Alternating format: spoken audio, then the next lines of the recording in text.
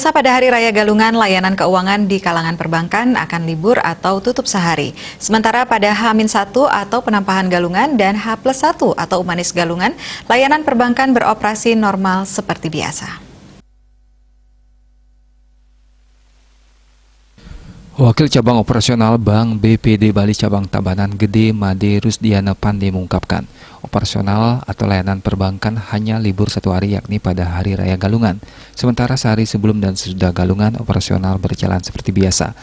Diterangkannya tidak ada persiapan khusus termasuk pada libur Hari Raya Galungan, sebab hingga saat ini tingkat transaksi nasabah tidak banyak mengalami perubahan dibandingkan hari sebelumnya.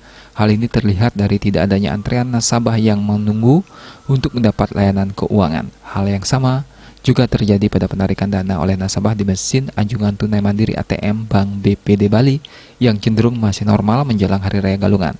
Oleh karena itu, di mesin ATM Bank BPD Bali yang tersedia di Tabanan yang tersebar di 17 titik, tidak ada persiapan khusus dalam bentuk penambahan isian kas ATM.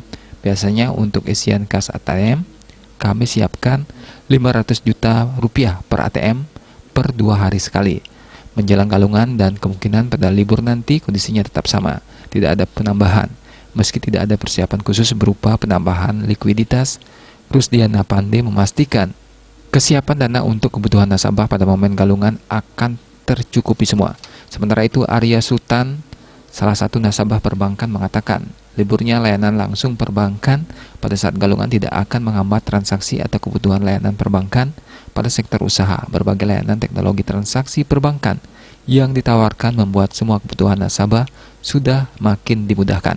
Menurutnya, di zaman serba digital ini, layanan keuangan tidak lagi patokannya harus datang ke bank untuk bertransaksi langsung. Hanya kesiapan dana di ATM diharapkan selalu dalam posisi mencukupi. Manik Bisnis Bali melaporkan.